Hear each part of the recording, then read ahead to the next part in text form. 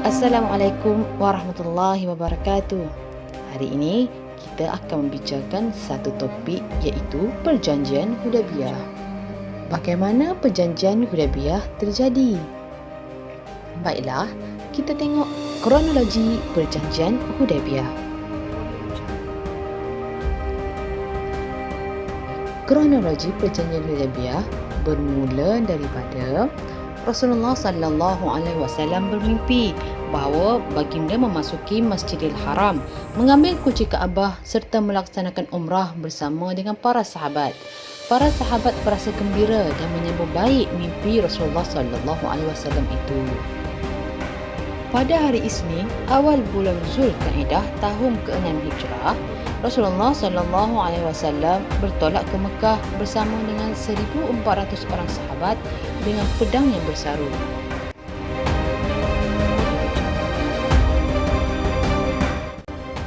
Rasulullah sallallahu alaihi wasallam dan para sahabat berhenti di Zulhulaifah untuk berniat umrah. Mereka turut membawa binatang korban bagi menzahirkan niat mereka untuk melaksanakan umrah.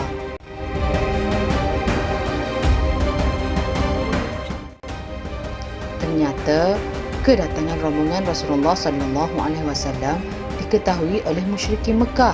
Mereka tidak membenarkan rombongan ini memasuki Mekah.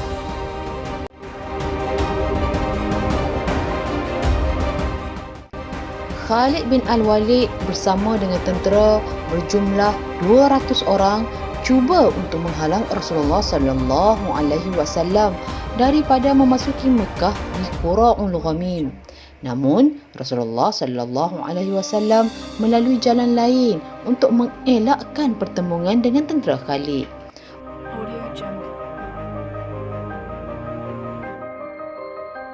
Rasulullah sallallahu alaihi wasallam berhenti di Hudaibiyah. Baginda dikunjungi oleh Budail bin Warqat. Beliau menjadi perantara Rasulullah sallallahu alaihi wasallam dengan musyrikin Quraisy.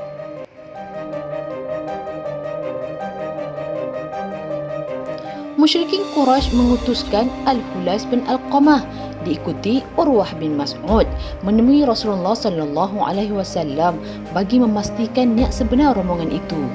Kedua-duanya berjaya diyakini bahawa kedatangan Rasulullah sallallahu alaihi wasallam dan para sahabat untuk menunaikan umrah.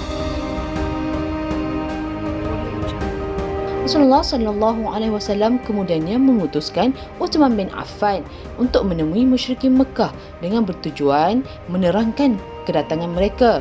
Uthman ditahan beberapa ketika sehingga tersebar berita kematiannya.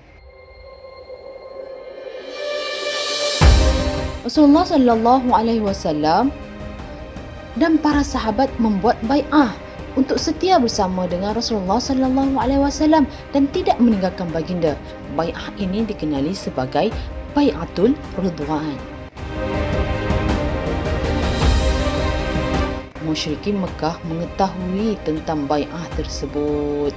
Lantas mereka menghantar Suhaib bin Amru untuk membuat perjanjian dengan Rasulullah sallallahu alaihi wasallam. Lalu termeterailah Perjanjian Hudaibiyah. Kerana itulah perjanjian ini dinamakan sebagai Perjanjian Hudaibiyah.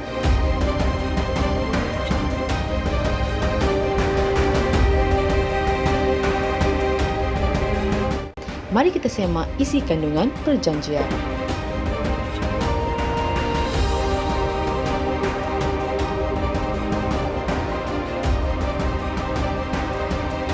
Pertamanya, Rasulullah sallallahu alaihi wasallam dan para sahabat tidak boleh memasuki Mekah pada tahun itu, iaitu tahun ke-6 Hijrah.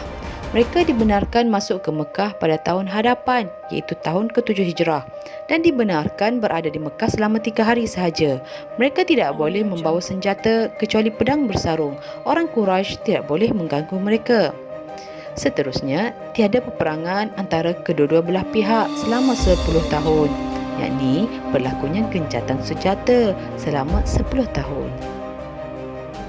Yang ketiga, mana-mana kabilah yang mengikat perjanjian dengan Rasulullah sallallahu alaihi wasallam turut tertakluk dengan Perjanjian Hudaibiyah. Mana-mana kabilah yang mengikat perjanjian dengan musyrikin Mekah, mereka juga terikat dengan perjanjian Hudaybiyah. Yang keempat, orang Mekah yang lari ke Madinah perlu dikembalikan ke Mekah. Sebaliknya, sesiapa yang lari dari Madinah ke Mekah tidak perlu dikembalikan.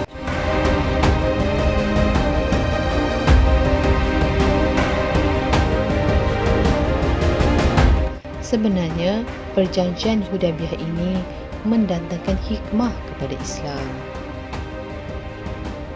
Antara hikmah perjanjian Hudaybiyah dari aspek perkembangan dakwah Islam. Musyrikin Mekah tidak lagi mengganggu usaha dakwah Rasulullah sallallahu alaihi wasallam. Ramai orang Arab memeluk Islam secara terang-terangan seperti Amr bin As, Khalid bin Al-Walid dan beberapa orang lain lagi. Dari aspek politik pula, antara hikmahnya ialah musyrikin Mekah secara langsung mengiktiraf kerajaan Islam Madinah serta Rasulullah sallallahu alaihi wasallam sebagai pimpinannya. Rasulullah sallallahu alaihi wasallam mengikat perjanjian dengan kabilah-kabilah di sekitar Madinah. Antaranya termasuklah Bani Khuza'ah.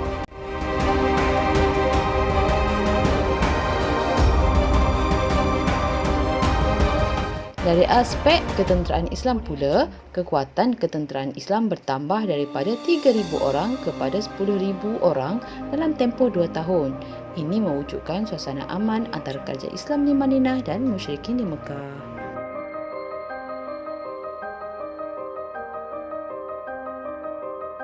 Baiklah anak-anak, sampai di sini sahaja perbincangan secara ringkas tentang perjanjian Hudaybiyah.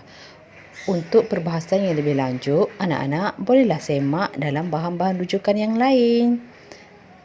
Terima kasih kerana menonton video ini. Semoga ianya bermanfaat untuk anak-anak membuat ulang kaji. Jumpa lagi.